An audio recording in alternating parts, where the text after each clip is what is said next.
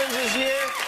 And then their new album, this is coming out on March 24th. It's a collaboration between Jake One and Mayor Hawthorne. It's called Tuxedo 2, Tuxedo from the Mercedes-Benz stage tonight. Tomorrow night on the show, President George W. Bush will be here. Adam Pally will be here. And again, they're not performing together. They will be here individually. Our first guest tonight is one of very few men to have hosted a game show and been nominated for an Academy Award. Really just him and Bob Barker, who got nominated for Happy Gilmore, I think, right? No? Yeah? Okay. On March 31st, he gives voice to an infant in The Boss Baby. Please welcome Alec Baldwin.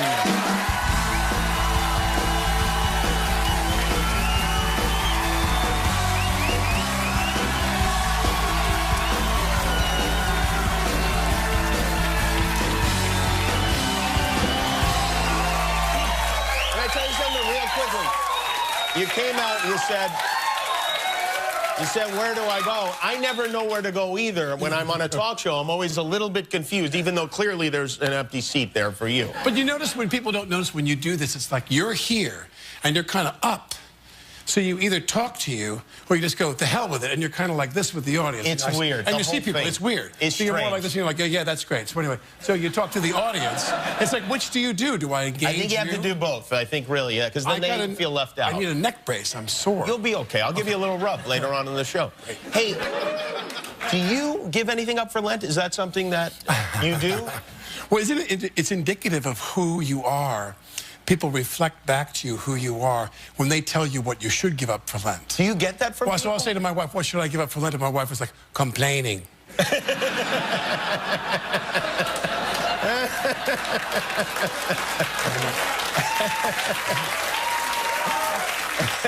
You're saying that I have in a way, just sharing that story, you're kind of complaining. So yeah. I look at it, come on. You won't do anything. Will you give anything up? I try from time to time. You're Catholic. Yeah, I am. Yeah. So am I. And I try to think of things. I mean, you know, like years ago, I'd say give up cursing and saying bad words. And I do pretty well for a while. You know what I mean? Then you look at each other and go, well, let's get, you know, even Jesus would say under these circumstances. Yeah, right. He'd really be freaked out. The guy steals your parking spot. You're like, Speaking of these circumstances, I'm sure you hear it all the time, but I love it when you do President Trump. I think it's the greatest. I really do. It's so good. My wife will tell you, I never imitated him or had anything to do with it. Lauren called me and said, you want to do this? And I go, no, I don't want to be Trump on TV. And because any time you have any kind of mimicry, it's usually somebody that you appreciate. You have some appreciation. Right. So they said to me, Trump, and I didn't hate Trump. I just said, I don't want to do that. And Tina and Lauren kind of pushed me, and I do it. And you've seen SNL. And the moment the stage manager takes me to my mark for the first dress rehearsal at 8 o'clock, I had no idea what I was going to do. Really? I mean, literally, the moment I walked out there, I just said to myself, you know, eyebrow up. I tried to stick my face out, in my mouth out. I was in the makeup room. They're putting my wig on, and I literally, it was like a scene from like a mental hospital. I'm getting the wig on me, and I'm sitting there the whole time going, China, China, China. I'm trying to do it again and again. So then it becomes, so you don't think about it. You just do I'm shocked by that because I figured it was something you've been doing. That's what I should say. I worked on it for months. Well, no, it's even more impressive that it wasn't in your wheelhouse. I didn't really know. But there's a guy who's on the internet who, I mean, it's interesting how there are people who, now that he's not going to the White House Correspondents' Dinner, there are people who are lobbying to play Trump at the White House Correspondents' Dinner. You are not one of those people? Well, I wouldn't say I'm not lobbying, but I mean, people would say, would you do it? And there's a couple guys on the internet who are like, no, please, I'm the only man who should play Trump. Yeah, no. And they're really kind of, there's like a lot of Trump competition. You got own it. Into this. No one will top you on this. Tell these guys this. Until they say I suck. Nobody even knows who these guys are. Don't worry about it. I can't say bad words because I gave it up for Lent. But yeah. But this one guy's lobbying. It should be whoever the president hates seeing do it the most, and that's undoubtedly you. I say so. Wouldn't you love to be in that room with him, watching you do him, and how mad that must make him? Well, I mean, it's like, to me, it's like he's So when people say to me, what was your whole gag? And you know as well as I do, because you're very funny, that you can kind of suggest the voice or suggest the way they look, but you got to try to think of who he is. And I've said this countless times, like to me, Trump was someone who, he's always searching for a stronger, better word, and he never finds it. So whenever you do Trump, he'll sit there and go, these people, they're great people, they're fantastic people, and I just want to say working with them was... And then he goes, a fantastic experience. He's a thesaurus. President Roger. He's a very limited thesaurus. He does. He's a pamphlet thesaurus. Do you fear running in? Well, I guess you don't run into the president. I guess it's not like... I'm with my assistant at Dean and DeLuca in Manhattan getting a cup of coffee. I run into Tony Kushner, the playwright. And literally, dude, there's all this stuff, there's like churning in the media. And Tony Kushner turns to my assistant and goes, is this your taster? What? Like, am I going to try to rub me out? Yeah, no, I don't think he'll do that. I think, in fact, in a way, I think you're safer now because he would obviously be the first suspect if you were to be killed. Don't worry, I will launch an investigation. It'll start right at the top.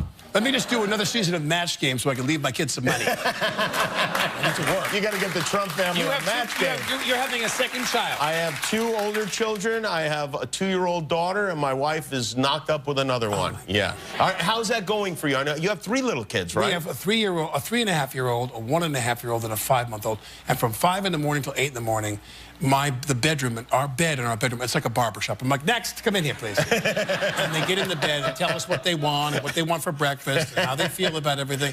And then they're done with them. We put him, all right, next, come in here, please. Yeah, right. This one's up at 5, this one's up at 6, this one's up at 6:30. See, this is what your wife's talking about with the complaining. Yeah, but I'm not saying it's complaining. It's a beautiful thing. Speaking of children, I think there's a point in your life where you realize that your children, their primary purpose is to make fun of you. And I think you've reached that point because I have a photograph that your daughter Ireland posted online.